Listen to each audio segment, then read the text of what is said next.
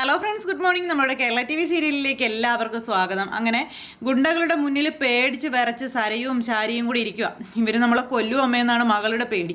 അപ്പോൾ ഒരാൾ ഇങ്ങനെ തുറച്ചു നോക്കുന്നത് കണ്ടപ്പോൾ അയാൾ എന്നെ തുറച്ചു നോക്കുക അമ്മേ, മോള് താഴേക്ക് നോക്കിയിരുന്നു, അല്ലെങ്കിൽ അയാളെ തുറച്ചു നോക്കിയെന്നും പറഞ്ഞ് അയാൾ ചിലപ്പോൾ വല്ലതും വന്ന് ചെയ്യും, മോള് താഴേക്ക് നോക്കിയിരുന്നോളാൻ പറഞ്ഞു. എന്നിട്ട് ഈ രണ്ടെണ്ണങ്ങളും കൂടി ഇങ്ങനെ ഇരിക്കുമ്പം നിന്നോടൊക്കെയല്ലേ ഇടി കിടന്നുറങ്ങാൻ പറഞ്ഞതെന്ന് അതിലൊരാൾ ചോദിച്ചു. കിടന്നോളാം എന്ന് പറഞ്ഞ് അവരാ നേരത്തേക്കും അവിടെ അങ്ങനെ ചാഞ്ഞു. കാരണം ഇനിയിപ്പോൾ കത്തി കൊണ്ടെങ്ങാനും വന്നാലോ, മോള് കിടന്നു കത്തി കൊണ്ടും എല്ലാം വന്നാലേ പണി കിട്ടും, മോള് കിടന്നോളാൻ പറഞ്ഞു. അങ്ങനെ അമ്മയും മോളും കൂടെ അവിടെ കിടക്കുക. രണ്ടുപേരും കിടന്നിട്ട് ഉറങ്ങാൻ പറ്റുമോ? ഇവന്മാർ തൊട്ടരികിലിരിക്കല്ലേ, പേടിച്ച് പറിച്ച് രണ്ടെണ്ണങ്ങളും കൂടെ ഒരു ഇഞ്ച പരുവായിട്ടാണ് ഇരിക്കുന്നത്. അങ്ങനെ പെറുപറായി ഇവർ പറഞ്ഞുകൊണ്ടിരിക്കുന്നത്. അപ്പോൾ സേനൻ്റെ ആൾക്കാർ തന്നെയാണിത്, സേനൻ പറഞ്ഞിട്ടാണ് ഇതൊക്കെ ചെയ്തിരിക്കുന്നത്. എന്നാലും രൂപാൻ്റെ എന്നിട്ട് എന്തൊന്നും പ്രതികരിക്കാതിരുന്നതെന്നൊക്കെ ഇങ്ങനെ ചോദിച്ചപ്പം സേനൻ്റെ ആൾക്കാരായതുകൊണ്ടാണ് നമ്മളെ പിടിച്ചുകൊണ്ട് പോകുന്നത്, അല്ലെങ്കിൽ രൂപയെയും തട്ടിക്കൊണ്ട് പോകുന്നതിനെ, അല്ലെങ്കിൽ തീർച്ചയായിട്ടും എന്തോ ഒരു ഇത് സംഭവിച്ചിട്ടുണ്ടോ, എനിക്ക് ഉറപ്പാണ് ഇത് സേനൻ്റെ ആൾക്കാർ തന്നെയാണെന്നൊക്കെ പറഞ്ഞ് ഇവരിങ്ങനെ പറഞ്ഞുകൊണ്ടിരിക്കുക കേട്ടോ. അപ്പോൾ സേനൻ്റെ ആൾക്കാരായതുകൊണ്ട് രൂപയൊന്നും ചെയ്തില്ല, നമ്മളെ ചെയ്തു എന്നുള്ളൊരിതിൽ അങ്ങനെ ഇവർ രണ്ടുപേരും പേടിച്ച് വിറച്ചിരിക്കുന്നു. ഈ സമയത്ത് ഇവരെ കാണാത്തതിൻ്റെ ടെൻഷനിലാണ് രാഹുൽ ഇങ്ങനെ ആകെ പേടിച്ച് പറിച്ച് ഇങ്ങനെ ഇരിക്കുമ്പോൾ സമയത്ത് മനു ആണെന്നുണ്ടെങ്കിൽ വന്ന് ഇങ്ങനെ രാഹുലിനെ ഇത് വെറുപ്പിച്ചുകൊണ്ടിരിക്കാം.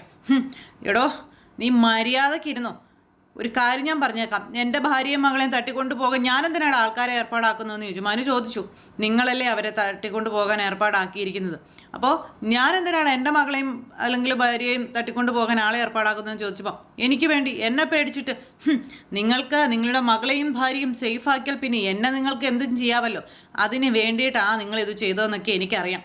കാരണം വരെ ഒരു കാര്യം ഞാൻ പറഞ്ഞേക്കാം, ഇവിടെ എങ്ങാനും എന്തെങ്കിലും സംഭവിച്ചാൽ ഇവിടെ ഒരു ശവമോ അല്ല 2 ശവം വീണിരിക്കും. എന്നെക്കുറിച്ച് നിങ്ങൾക്ക് കൃത്യമായിട്ട് അറിയില്ലാത്തത് കൊണ്ടാണ് നിന്നെ ഞാൻ അങ്ങനെ ജീവിക്കാനൊന്നും വിടില്ല രാഹുൽ എന്ന് പറയുമ്പം ഒന്നും മിണ്ടാതിരിക്കടാ, എൻ്റെ ഭാര്യയും മകളും എവിടെയാണെന്ന് ഓർത്ത് ഞാൻ ആകെ സമാധാനം കെട്ട് നടക്കുക. അന്നേരം അവരൊരു വളിച്ച കോമഡിയായിട്ട് അവൻ ഇറങ്ങിയിരിക്കുന്നു. കോമഡിയൊന്നും അല്ല, ഉള്ള കാര്യമാണ് പറഞ്ഞത്.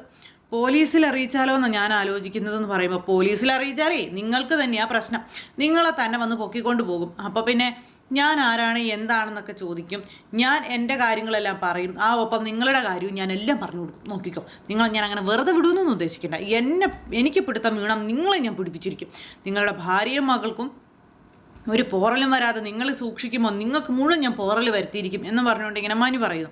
മനു അതൊക്കെ പറയുന്നത് കേട്ടപ്പോൾ രാഹുലിന് കഴിച്ചിട്ട് ഇറക്കാനും മേല, മധുരിച്ചിട്ട് തുപ്പാനും മേല എന്ന് പറഞ്ഞൊരു അവസ്ഥയിൽ എല്ലാം കൂടെ അങ്ങനെ കാര്യങ്ങൾ മൊത്തത്തിൽ സീനായിട്ട് അങ്ങനെ ഇരിക്കുകയാണ്. എന്ത് ചെയ്യണം എന്നുള്ളത് രാഹുലിനും അറിയില്ല. ഇപ്പം ആരോടൊന്ന് പറയും.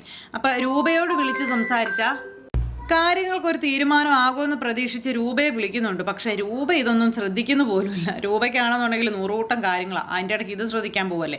രൂപയാണെങ്കിൽ മൈൻഡ് പോലും ചെയ്യുന്നില്ല കേട്ടോ. മനുവും രാഹുലും കൂടി അവിടെ കിടന്ന് ഭയങ്കര തർക്കവും കാര്യങ്ങളും. മനു വിചാരിച്ചിരിക്കുന്നത് മനുവിനെ കൊല്ലാൻ വേണ്ടിയിട്ട്, അല്ലെങ്കിൽ മനുവിനെ അപായപ്പെടുത്താൻ വേണ്ടിയിട്ട്, അവർക്കൊരാപത്തും വരാതിരിക്കാൻ വേണ്ടി അവരെ രാഹുൽ മാറ്റിയിരിക്കുന്നത് എന്നുള്ളതാണ്. പക്ഷേ രാഹുലിനറിയാം അതല്ല സത്യം എന്നുള്ളത്. ഇവർ രണ്ടുപേരും ഒരു പേര് പറഞ്ഞ് അങ്ങോട്ടും ഇങ്ങോട്ടും ഭയങ്കര തർക്കവും കാര്യങ്ങളും ഒക്കെ നടത്തിക്കൊണ്ടിരിക്കുക. എന്തായാലും ഒരു സംഭവം അവിടെ ഇങ്ങനെ നടക്കുന്നു. ഇതേ സമയത്ത് നമ്മുടെ കിരണും അതുപോലെ കല്യാണിയും എല്ലാവരും കൂടി ചേർന്ന് അവിടേക്ക് വന്നു. സോണിയുടെ കല്യാണക്കാർ എന്നിട്ട് അവിടെ ഇരുന്ന് ഇങ്ങനെ സംസാരിക്കാം. അപ്പോൾ സോണിയുടെ കല്യാണം കഴിഞ്ഞിട്ടുണ്ടെങ്കിൽ സോണിക്കും അതുപോലെ തന്നെ കുഞ്ഞിനും ഒരു പ്രൊട്ടക്ഷനായി, അതുപോലെ നല്ലൊരു ചെറുപ്പക്കാരനാണ് വന്നിരിക്കുന്നത്. അപ്പോൾ ഇവരുടെ കല്യാണവും നല്ല അടിപൊളിയായിട്ട് നടത്തിയിട്ട് വേണം ബാക്കി കാര്യങ്ങളെല്ലാം നമുക്ക് ചെയ്യാനെന്നൊക്കെ പറഞ്ഞുകൊണ്ട് ഇങ്ങനെ നമ്മുടെ കിരൺ ഇങ്ങനെ പറയുന്നു. അപ്പോൾ ഈ സമയത്ത് അമ്മയും അച്ഛനും മുറിയിൽ തന്നെയാണ്, അതായത് നമ്മുടെ സേനനും രൂപയും അവർ രണ്ടുപേരും കൂടി മുറിയിലിരുന്ന് ഇങ്ങനെ സംസാരിക്കുന്നതും മകളുടെ കാര്യം തന്നെ. അപ്പോൾ രണ്ടുപേരും കൂടെ റൂമിലിരുന്ന് കല്യാണം കഴിഞ്ഞാൽ സോണിയെ ഇവിടെ നിർത്തണ്ടെന്നും അവരെ അമേരിക്കയ്ക്ക് തന്നെ പറഞ്ഞു വിടാം, അവിടെയായിരിക്കും സേഫ് എന്നും, മാത്രമല്ല നമ്മുടെ ചാരുമോൾക്ക് നല്ല വിദ്യാഭ്യാസമൊക്കെ അവിടെ കിട്ടും എന്ന കാര്യങ്ങളൊക്കെ പറഞ്ഞു. അപ്പോൾ ഇവർ ഈ കാര്യങ്ങളൊക്കെ സംസാരിച്ചുകൊണ്ടിരിക്കുന്ന സമയത്ത് മോളെ തന്നെ അങ്ങോട്ടേക്ക് പറഞ്ഞു വിടുന്നതിന് രൂപയ്ക്ക് വലിയ താല്പര്യങ്ങളോ കാര്യങ്ങളോ ഇല്ല. വേറൊന്നുമല്ല, അവർ പോയി കഴിഞ്ഞിട്ടുണ്ടെങ്കിൽ ഇവരിവിടെ ഒറ്റപ്പെട്ടു പോകും എന്നുള്ളൊരിത്. അങ്ങനെയാണെന്നുണ്ടെങ്കിൽ നമുക്കും അങ്ങോട്ട് പോയിക്കൂടെ എന്ന് രൂപ ചോദിച്ചപ്പം എന്തുകൊണ്ട് പോയിക്കൂടാ, തനിക്കതാണ് താല്പര്യം എന്നുണ്ടെങ്കിൽ നമുക്ക് പോയേക്കാം, പക്ഷേ നമ്മളിവിടുന്ന് പോകുമ്പോൾ കല്യാണി മോളും കിരൺ മോനും ഒക്കെ ഒറ്റപ്പെട്ടു പോവില്ലേ എന്ന് സേന ചോദിച്ചു. അത് അവരെ നമുക്ക് അങ്ങോട്ട് കൊണ്ടുപോയി കൂടെ എന്നൊക്കെ നേരം രൂപ ചോദിക്കാം. അവരുടെ ബിസിനസ്സും കാര്യങ്ങളൊക്കെ ഇവിടെ ആയതുകൊണ്ട് അവരെ അങ്ങനെ പെട്ടെന്ന് അങ്ങോട്ടേക്ക് കൊണ്ടുപോകാനൊക്കെ പറ്റുമോ എന്നൊക്കെ ചോദിച്ച് അങ്ങനെ ആ ഒരു ഇതിലൊക്കെ ഇവർ സംസാരിക്കുന്നുണ്ട്. എന്തായാലും ഇനിയും സമയമുണ്ടല്ലോ എന്ന് പറഞ്ഞപ്പോൾ എങ്ങനെയെങ്കിലും സോണിമോളുടെ ജീവിതമൊന്ന് സേഫ് ആക്കണം, സോണിമോളുടെ ജീവിതത്തിന് ഒരു അർത്ഥം ഉണ്ടാക്കിയിട്ട് നമ്മുടെ മക്കൾ പറയുന്നത് പോലെ നമുക്കൊന്ന് ജീവിക്കണ്ടേ, അവർ പറയുന്നത് പോലെ നമുക്കൊന്ന് അടിച്ച് പൊളിക്കണ്ടേ എന്നും ചോദിച്ചുകൊണ്ട് രൂപ ഇങ്ങനെ സേനനോട് പറയാം. അപ്പോൾ സേനൻ അതൊക്കെ കേട്ട് വലിയ സന്തോഷം. അടിച്ചു പൊളിക്കാൻ തയ്യാറായിട്ടിരിക്കുകയാണോ താനെന്ന് ചോദിച്ചപ്പം പിന്നെ അല്ലാതെ എത്ര കൊല്ലം നമ്മുടെ രണ്ടുപേരുടെയും വെറുതെ വേസ്റ്റ് ആയിപ്പോയത്. ഇനി കുറച്ച് നാളുകൾ മാത്രമല്ലേ ഉള്ളൂ ഏട്ടാ നമ്മുടെ മുന്നിൽ. അപ്പോൾ നമുക്കത് അടിച്ചു പൊളിച്ച് നമ്മുടെ മക്കളോടൊപ്പം സന്തോഷമായിട്ട് ജീവിക്കണ്ടേ എന്നൊക്കെ ചോദിച്ചപ്പം വേണടോ, അതിനുവേണ്ടിയല്ലേ ഇക്കണ്ട കാലം അത്രയും കാത്തിരുന്നത് എന്ന് സേനൻ ഇങ്ങനെ പറയാം. അങ്ങനെ ആദ്യ രാത്രി എല്ലാം കഴിഞ്ഞ് നമ്മുടെ സേനനും അതുപോലെ നമ്മുടെ രൂപയും കൂടെ ചേർന്ന് ആ ഒരു തീരുമാനം എടുക്കുന്നു. സോണിയെ കല്യാണം കഴിഞ്ഞ് അമേരിക്കയ്ക്ക് പറഞ്ഞു വിടാം എന്നുള്ളൊരിത്. പിന്നെ ഇവരുടെ കാര്യത്തിൽ ഒരു തീരുമാനം എടുക്കാം, മൊത്തത്തിൽ അടിച്ചു പൊളിക്കാമെന്ന്. ഈ സമയം മക്കളാണെന്നുണ്ടെങ്കിൽ താഴെ ഇരുന്ന് സോണിയുടെ വിവാഹത്തെ പറ്റിയും അതുപോലെ തന്നെ സോണിക്ക് ഇനി അങ്ങോട്ട് നടത്തേണ്ട കാര്യങ്ങളെ പറ്റിയൊക്കെ ചർച്ച ചെയ്യുന്നു. ഇനിയിപ്പോൾ ഒന്നും പിന്നോട്ട് വെക്കേണ്ട കാര്യമില്ല, എത്രയും പെട്ടെന്ന് കാര്യങ്ങളെല്ലാം നല്ല സ്മൂത്തായിട്ട് തന്നെ മുന്നോട്ട് പോകണമെന്നും കല്യാണം പെട്ടെന്ന് തന്നെ നടത്തണം. അതുപോലെ തന്നെ അമ്മയുടെയും അച്ഛൻ്റെയും കാര്യങ്ങളിലൊരു തീരുമാനം, അവരിനി ഇവിടെ ഒത്തിരി നാൾ നിന്ന് കഴിഞ്ഞിട്ടുണ്ടെങ്കിൽ പ്രശ്നമാകും. കാരണം രാഹുലൊക്കെ അറിഞ്ഞു കഴിഞ്ഞിട്ടുണ്ടെങ്കിൽ എന്ത് വേണമെങ്കിലും സംഭവിക്കും. അതുകൊണ്ട് എത്രയും പെട്ടെന്ന് അതിനൊരു തീരുമാനം ഉണ്ടാക്കണം എന്ന രീതിയിലൊക്കെ ഇവരിങ്ങനെ സംസാരിക്കുക. അപ്പോൾ അവർ ഈ ഒരു കാര്യമൊക്കെ പറഞ്ഞു കഴിഞ്ഞപ്പോൾ കിരണും കല്യാണിയും അത് സമ്മതിക്കുന്നു. അങ്ങനെ ആ ഒരു ഇതിൽ ഇവർ സംസാരിച്ചുകൊണ്ടിരിക്കുമ്പോൾ അച്ഛനും അമ്മയും കൂടെ ഇറങ്ങി വന്നു. എന്താ മക്കളെല്ലാം കൂടി ഇവിടെ ഇരുന്ന് ഗൂഢാലോചന എന്ന് ചോദിച്ചപ്പം ഒന്നുമില്ല എന്നും പറഞ്ഞ് നിങ്ങളുടെ കാര്യങ്ങൾ ഞങ്ങൾ ചർച്ച ചെയ്യായിരുന്നു എന്നൊക്കെ പറഞ്ഞു. അങ്ങനെ ഇവർ തമ്മിൽ സംസാരിച്ച കാര്യങ്ങൾ പരസ്പരം അങ്ങോട്ടും ഇങ്ങോട്ടും പറയണം. അപ്പം അങ്ങനെ പറഞ്ഞപ്പം അച്ഛനും അമ്മയും പറഞ്ഞ കാര്യവും സെയിമാണ്, മക്കൾ പറഞ്ഞ കാര്യവും സെയിമാണ്.